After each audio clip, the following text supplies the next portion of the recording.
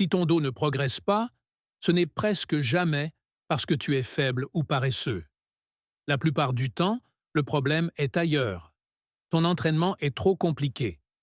Un dos fort et bien développé ne se construit pas en ajoutant toujours plus d'exercices, mais en choisissant les bons mouvements et en les exécutant correctement.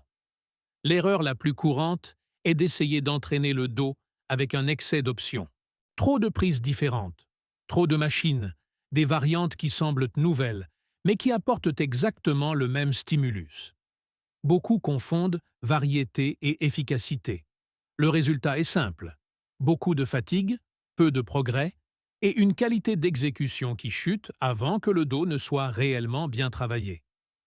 Quand tu arrêtes de penser en exercices isolés et que tu commences à penser en schéma de mouvement, tout change. Le dos n'est pas un seul muscle.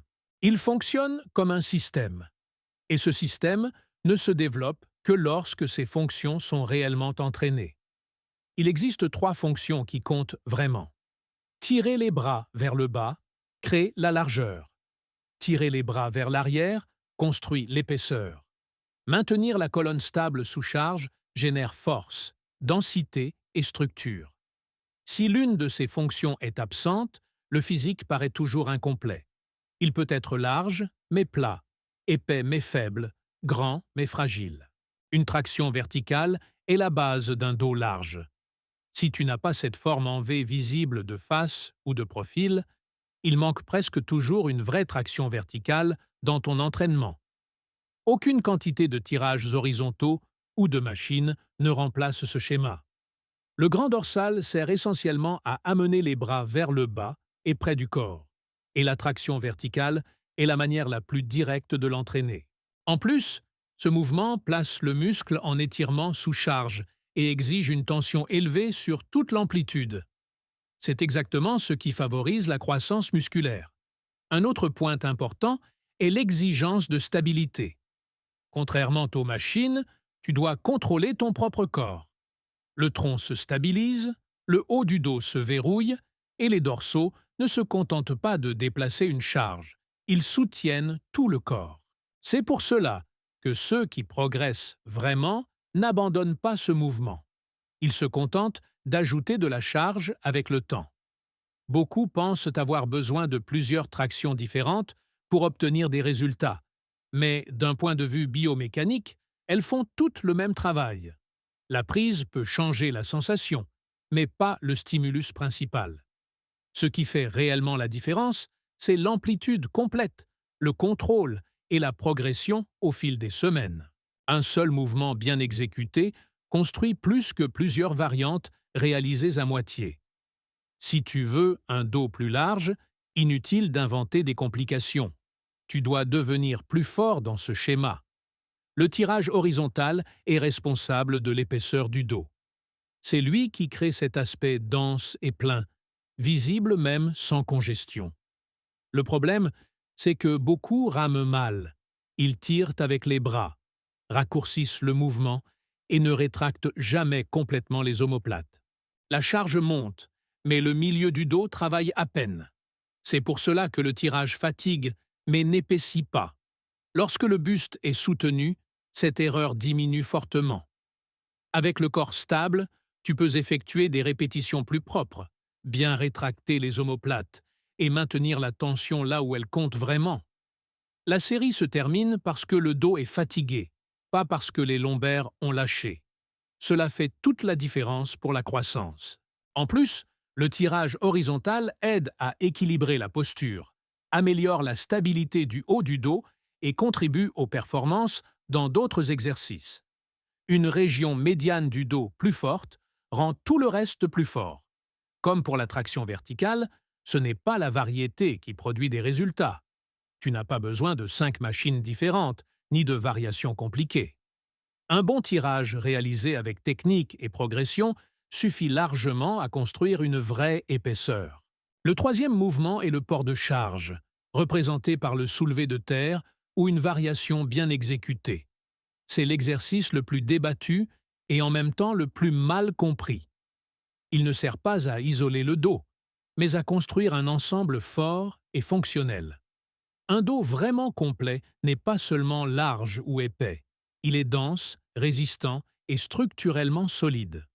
Le soulevé de terre entraîne la fonction finale du dos, stabiliser la colonne sous charge. Les muscles lombaires travaillent en continu, en résistant à la flexion pendant que la force est produite par les hanches. Cette tension soutenue est ce qui crée la densité et la robustesse.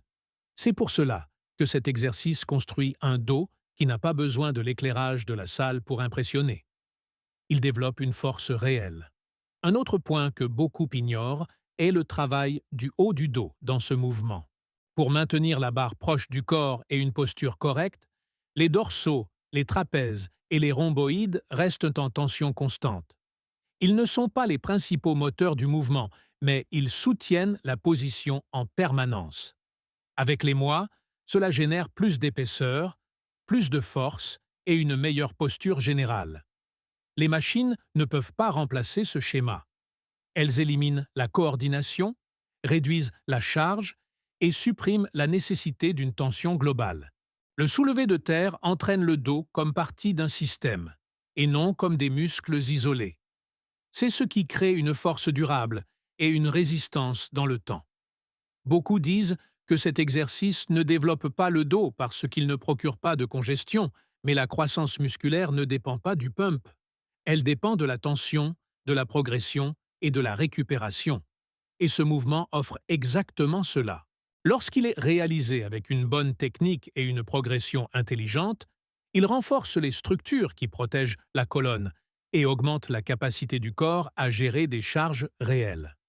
Quand ces trois mouvements sont combinés, l'entraînement du dos cesse d'être fragmenté et devient complet. La traction verticale construit la largeur, le tirage horizontal ajoute de l'épaisseur, le port de charge garantit la force, la densité et la structure. Ils ne se font pas concurrence, ne se chevauchent pas excessivement et se complètent parfaitement. Un autre point important est la récupération. Quand tu empiles trop d'exercices similaires, la fatigue augmente plus vite que le stimulus. La prise lâche avant le dos, les lombaires limitent le tirage et la qualité chute avant que la croissance n'ait lieu.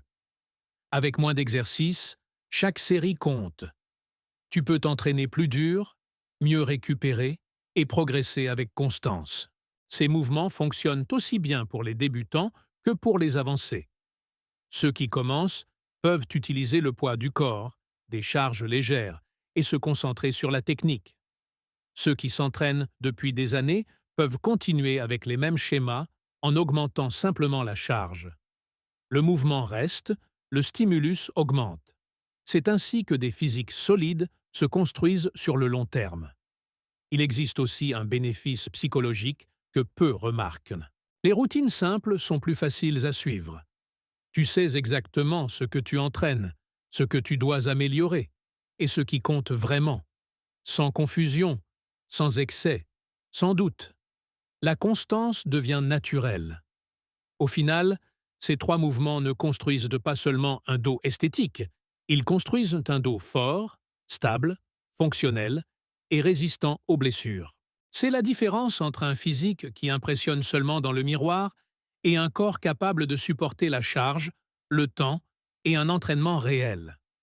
C'est pour cela que ce type d'approche fonctionne mieux que n'importe quelle routine remplie de modes passagères.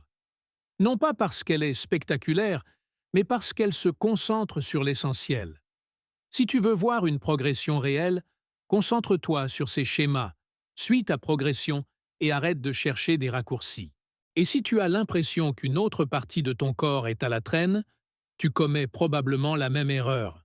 Trop d'excès et pas assez de focus. Dans le prochain contenu, j'expliquerai quel mouvement corrige cela le plus rapidement et pourquoi il fonctionne mieux que la majorité des gens ne l'imaginent.